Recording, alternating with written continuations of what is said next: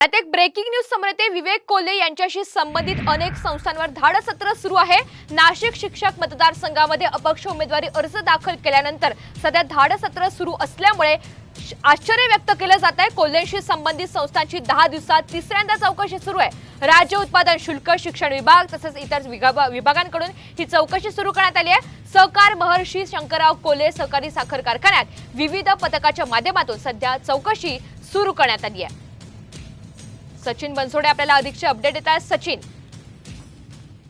निश्चितच भाजपच्या कोपरगावच्या माजी आमदार जे आहेत स्नेहलता कोल्हे यांचे चिरंजीव विवेक कोल्हे हे यांनी नाशिक शिक्षक मतदारसंघासाठी अपक्ष उमेदवारी अर्ज दाखल केलेला आहे। पहिल्याच दिवशी त्यांनी खरं तर हा अर्ज दाखल केला होता। त्यानंतर 3 जून ते आता 12 जून या साधारण 10 दिवसाच्या कालावधीमध्ये तीनदा त्यांच्या जे संबंधित ज्या शिक्षण संस्था आहेत, कारखाना आहे, यामध्ये विविध शासनाच्या विविध ज्या विभाग आहेत त्यांच्याकडून धाडसत्र करण्यात आलेलं आहे। आज देखील म्हणजे गेल्या 14 तासांपासून सहकारी साखर कारखाना असेल किंवा इथलॉम प्रकल्प आहे, त्यासोबतच शिक्षण संस्था यातील जे पदाधिकारी आहेत, अधिकारी आहेत, यांची गेल्या 14 तासांपासून विविध यंत्रणांकडून चौकशी जी आहे ती सुरू आहे।